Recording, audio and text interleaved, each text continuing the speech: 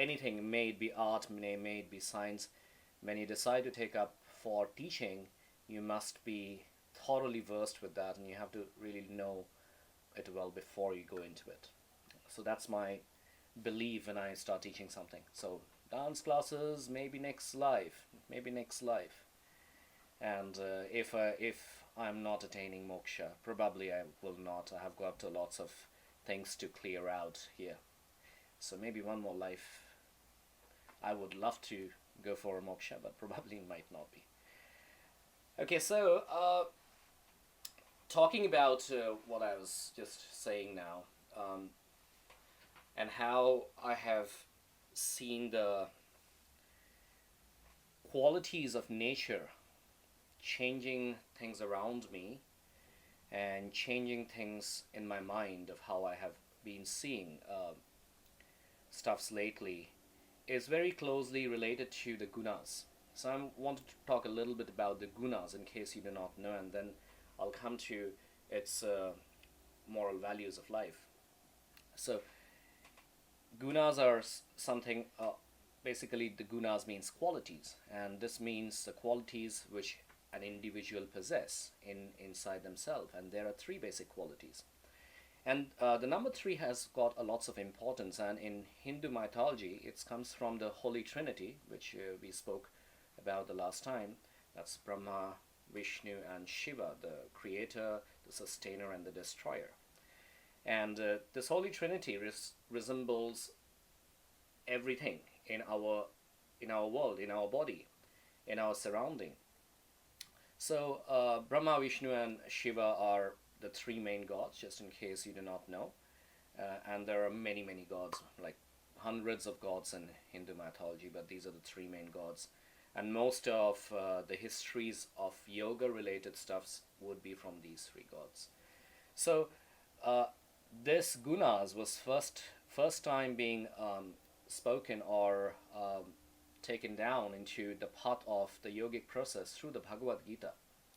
So Bhagavad, probably if you are a yoga practitioner, you would definitely know Bhagavad Gita is a very popular literature which has got lots of yogic values, and if you have done your teacher training, possibly most of the training should cover the basis and the outline of the Bhagavad Gita.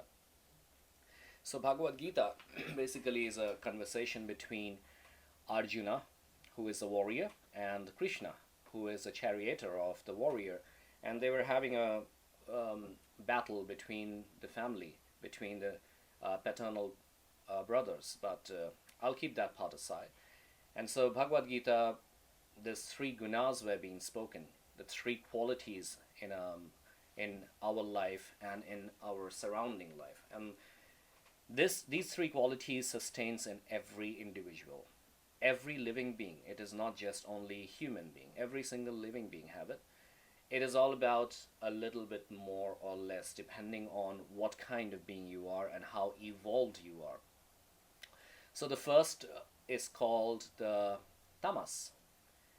Tamas means darkness, delusion, inertia, dullness, slowness.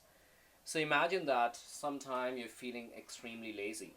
Sometime you feel like, I probably don't want to go to work today, or I just want to wake up.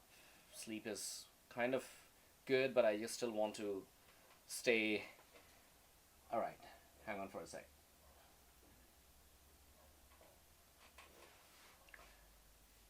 Okay, we are back. So I just want to stay on the bed for a longer time. But that's kind of dullness, that's kind of laziness, and that is called a tamasic quality or a slow quality, which prevents us to actually move forward in our life. That is tamasic quality, or also called tamas. The next is called the rajasic quality, or rajas. Rajasic quality is a personality which you feel very aggressive, intentional, and also active. Like you really want to do something. So most of us actually in our daily life are surrounded by rajasic quality mainly because we are so driven to our goals. Because our life, this particular century has made us to change in that way that Everybody is goal oriented. We have got to have certain times to work on, continue with our efforts, live, earn money, take care of kids, take care of things around us, take care of our family, parents, and so on. So that's called the rajasic quality, that you really want to intend. You are active towards driving your spirits forward. And the third quality is called the sattvic. Sattva, okay, rajas. Rajas basically means king. So you live the life of a king. So you want to drive and thrive to be like a king. And tama, as I say, it's darkness. And sattva word means purity, something which is pure. And the personality of a sattvic person is basically to let go and to really center the consciousness. So if I have got to give you an example of a sattvic mindset, imagine that you have finished your asana class, meditation and pranayama, of course, yes, but just imagine that you have finished off a great asana practice. You're very connected with your breath, you're grounded well, you feel awesome about everything around you. That's when we are attuned towards sattvic quality or the purity. When you are driven towards work and you have got to finish it off, or you have a project and if you finish off good, nice, you get a big deal of money out of it. And that is when it's called a sattvic quality. Tamas, as I said, jealousy, probably, oh, this is something which is quite good in that person. It's a quality, slowness, dullness, anything which is a delusion and pushes you behind to go forward in life. So these are the three main qualities which influences a person. Now we, human beings, for most of us, are somewhere in between rajasic, tamasic, and sattvic. So the central line of balance, imagine that we are mainly a 60% of a sattvic character. It varies, of course, but just taking an example, there would be some qualities of sattva inside us, purity, which might be 20%, which the tamasic quality, on the other hand, can as well be 20%. So that is how we human beings are made up of. Now, if you think about a terrorist who is planting bomb, what would you see? The tamasic quality dominates, right? It's a lot more stronger. You might be 60 or 70% of a tamasic quality, but at the same time, it does not mean that that person doesn't have any sattvic quality. So, or sattvic quality or rajasic quality. So it's a combination. It's about more and, or less of this two, all these three qualities together, which makes us. Now, you might be asking that what are the methods that we can control these qualities within us? Okay, so the simplest way is our aim is to be aware of our actions, right? When we are aware of our actions, we start to really see that, am I tamasic? Am I rajasic? Or am I more towards a sattvic quality? For myself, I always ask myself two things when I'm doing an action. Number one, why am I doing this? That means my intention. And number two, how am I doing this? And that means the expression of my action. Why am I doing this? What's my intention behind this? And how am I doing this? The intention and the expression. And when my inner self tells me the answer, it is very simple for me to foresee whether my action at this moment is tamasic, sattvic, or rajasic.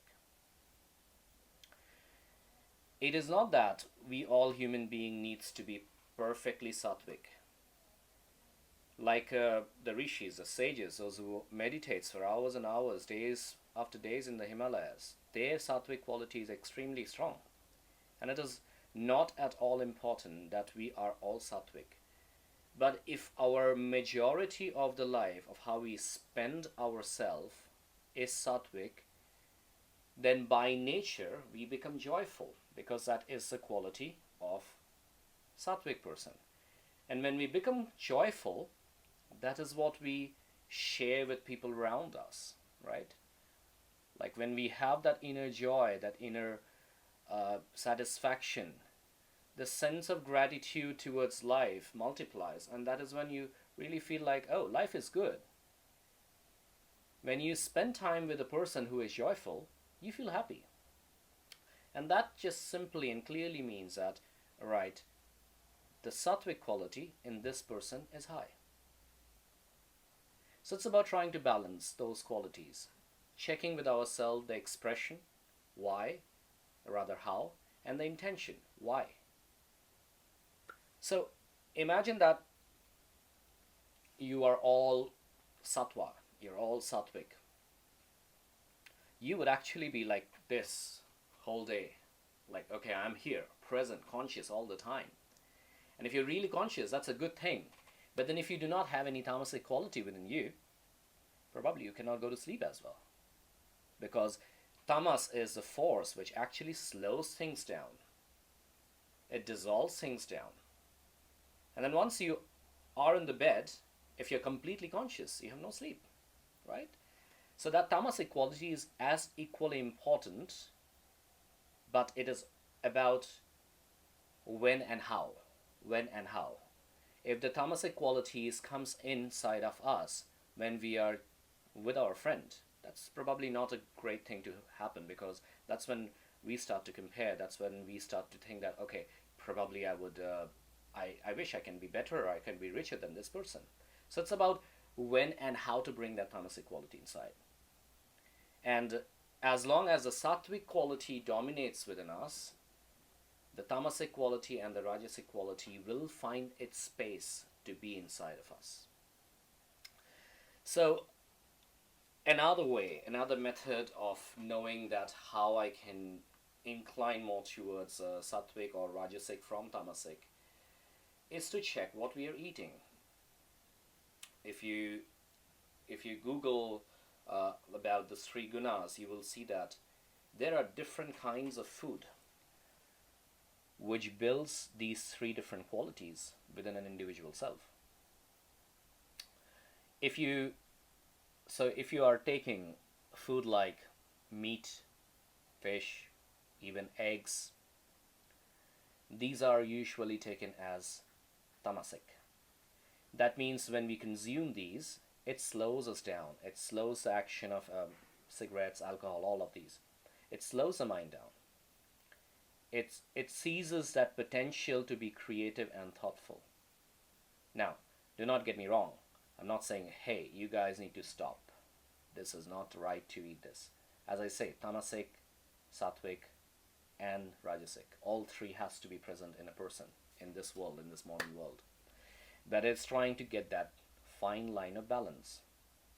When we know that, right, how much tamasic food am I taking, and is that influencing my day-to-day life, then probably it's a right decision to take, or take an initiation that I probably want to take a step back and think of what I'm doing, how my food is. If you're taking spicy food, I love spicy food, to be honest. If you're taking lots of spicy food, if you are taking coffee, any soft drink, these are usually taken as rajasic, because they lure those taste buds. Those foods really creates that appealing sensation that I want to have more of this. Yeah. So that is rajasic food, and it's also quite popular, right? Like if you're going into a hot pot restaurant in Hong Kong, imagine what kind of food are you taking? There is going to be only rajasic and tamasic, absolutely nothing else. And yes, we don't really go into hot pot every single day, do you? No. Probably once a week, or maybe eating outside in general, maybe once a week, maximum twice a week or so. But that's when you are carrying that food inside your home, like when you're cooking. How much love you're putting in there. What kind of food are you eating? Vegetables, legumes, fresh fruits. All these things are taken as a sattvic food. These foods actually helps the system to rest more. You know that meat takes a couple of hours, a few, like around 8 hours to digest. Red meat takes even longer. And the vegetables or the sattvic food which we just mentioned, these actually takes an hour and a half or two maximum. And as per the science of eating food, as per the science and cycle of eating food, one important discovery which is being researched, and say that out of the 24 hours, keep a 16 hours of break to your fooding habit. That means 8 hours cycle, you're eating, you can eat 2 meals or 3 meals, but the rest 16 hour, give it a complete shutdown to your system. That is when you would never have any diseases.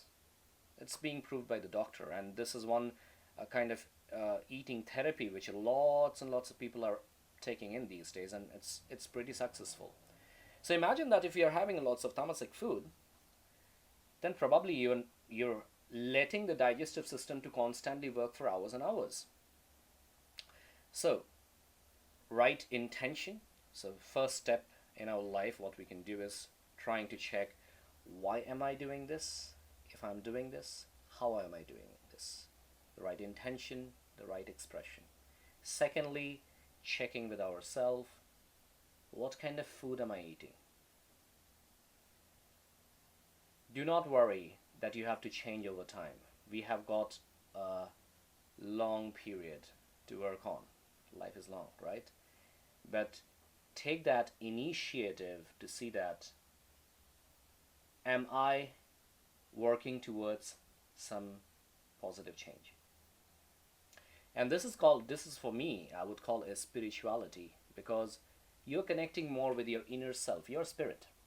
And when you connect with your spirit, you actually know that what am I doing right now is towards my own personal welfare. It should connect, it should feel right. And if I'm doing it for my personal welfare, that is the way I can open up the channel of spreading the same vibes or same happiness with other people. So checking on to ourselves, that is spirituality. Being aware of the actions, that is spirituality. We meditate, or people those who meditates for hours and hours, they just want to find their inner self. They want to find their emotional part. They want to come into a state where they are very balanced, extremely balanced with their emotions and actions. And that happens through the practice. Through the practice of not just yoga, practice of building self-awareness. It can be just as I said, intention, expression, to check on that. It can be by the change of the food. It can be by the change of lifestyle. What kind of lifestyle? Maybe I want to sleep early. Maybe I want to wake up early. I change the cycle. I change the pattern of what I'm doing in my daily life. I change the way I spend my daily life. I probably watch TV for less number of hours. I probably want to use my cell phone for less number of hours. And I might want to as well, if I'm watching TV, let me try and watch something which is informative, which actually helps me to learn more about myself or about the cosmic force. So, initiating those changes. One more very important thing is, when you are with a person, that person is extremely important to share tamasic, sattvic, or rajasic energy. Extremely important. If you feel joyful being with that person, you're actually widening or expanding your sattvic qualities too. Check out on what kind of movies you see. Is that at the end of the movie you feel disturbed? You feel extremely hyper? Disturbed, tamasic. Hyper, rajasic. Or you feel calm? You feel connected. You feel that you have learned something out from whatever was the message being given.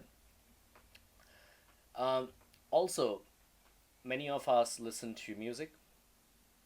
We also like to go and visit different places. They also have the same qualities. What kind of music do you like? Music is a great therapy. But when I'm talking about therapy, I would say it is something which is bringing in a healing characteristics with it. It's perfectly fine to have a uplifting quality. Now you cannot dance when you don't have upbeats, right? But again, it's a balance between how much of what. It's a balance between, am I listening to music which helps relaxing my mind? Maybe an hour or two. Maybe you're using some hard rock music to just play and have fun and enjoy. Maybe a couple of minutes in a day. So striking that right balance is the key towards building the spiritual energy within us. So blend in those three characteristics and find your inner self. Now, this is every single thing which we do in this earth needs to strike a balance between the extreme, one end, extreme of the other end. If you take a simple example of asana, we have got so many different categories, right? Imagine that you have got great flexibility. Balance is less, that means your strength level is just average, or you don't have strength. Talking about very gross level stuff, asanas, which we all love to do, most of us does. What would that lead to? Probably you might end up hurting your body because you don't have enough stability on the muscle groups to sustain, to stabilize. Or even if you're very strong and you don't have the flexibility, probably there is lots of resistance. There is lots of obstructions in the normal lifestyle activities which you're doing. This is mainly for people those who doesn't practices yoga, because most of the people those who practices yoga, even if they're having part of the flexibility good, that's fine enough. But talking in general, if you're doing too much of a back bending, you end up getting into a form that your forward bend doesn't work anymore, and vice versa. So strike a balance, just like you're striking balance with every aspects and elements of the class. Go ahead, party yourself. Partying is not bad. Excess of partying is bad. So if you're going in with your friends, having some fun, drinking, that's fine. Nobody is going to judge. But again, excess of anything needs to be taken care of. Take one step back, self-introspect, and see how things goes. So, yeah, if you are more interested on this topic, check out YouTube's. You have got just type Gunas and it will give you lots of different details. This is what, for me, over time, since the time I started my yoga practice, I have been aware of all these much more than I used to be before. And my practice has been for like, hang on for a second. I think it's around 29 years now. 29 years. But in a true sense, I started the practice only after I came into Hong Kong. Because back in India, the practice was quite physical. But that also helped me. Indeed, it helped me to know more about my body through the pains and injuries I've gone through. It helped me to come outside. That's the greatest thing. That's the greatest asset that it has given me, apart from winning some awards. It helped me to come outside of India to be able to offer the science of India to you all. And after I came into Hong Kong, I started to really see myself, because at the beginning of this discussion, I told this that I believe that if I'm not qualified as a teacher on any particular subject, I shouldn't be teaching. And I was half ready when I came into Hong Kong and I started teaching. And I started attending so many teachers' classes. Yeah, Eileen, you were there in my first class, I remember. And I missed out saying something, and you're the one to giggle, you're the one to laugh. I never forgot that class. So that was back in 2004. So, going back, so then I started to do different teachers' classes, lots and lots of different teachers' classes. I started to study lots of books. I started to actually analyze what am I and where do I want to go? How far in this field can I actually move on, because I'm so new and secret, okay? I never ever taught back in India. Never.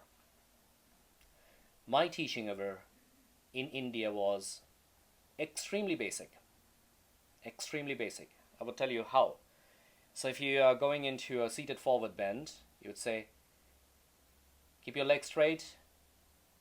Now bend forward. And then you are holding it for 3 minutes without any cues. Okay, slowly come back up. Relax. 1 minute Shavasana. Then we go in for another pose. Let's go for a bow. Ready? Start. No breath cues. Ready? Start. And come back. So we're just like, ready, start, relax, or come back. That is all. Like, who can't teach that? If I ask my son to do that, he can do that too. Right? So that is why when I came in, I thought that this is something which I have never ever done before, and I really need to work hard to get that. And that's when I saw lots of different qualities within me which started to sprout out, which were negative, which were quite tamasic, especially jealousy. I began to feel people's jealousy around me and my jealousies around them. It was two ways. And it took me a couple of months, or I think even years of time, to really analyze, like, what is happening? Why do I get unhappy after I finish teaching? I should be feeling happy because I'm offering something more to the people. And then I started to realize, introspect within myself, maybe I should start feeling happy when people are successful. Maybe I should not be taking every single thing in a competitive way. And that awareness helped my mind to change from being like a completely unorganized, unaware self to someone who really knows what is going on. And once I'm in the class, if I know what I am doing, that class ought to be good. So when I'm going in to teach a class these days, all what I tell to myself is, I want to be conscious of what I'm talking, what I'm offering, and what my actions are. It is hard. It is quite hard. If you're a yoga teacher, you would know that when you're going in, you're facing a crowd of like 20 people, 50 people, 100 people, you become mechanical. Things which is deeper inside of you starts to come out. Maybe you start to walk too fast because that's the way the brain is processing. Maybe your breath is too fast. Maybe when you're giving the cues, it is coming out of the memory of what is you have already received from behind, from your past. So when I go into the classes, all I want to do is to be very aware of how am I speaking, what am I speaking, how am I walking, how is my breath, what are my hands doing, what are my hands doing, how am I expressing, if things does not goes right, often things doesn't goes right in a class, right? It might just go off. Somebody just leaving the room or disturbing the class or whatever it might be. Like there are lots of things which happens. How is my reaction? How is my response towards all these things? And if I can keep a emotional balance at that moment when I feel, oh, things are now starting to become like shit, what do I do?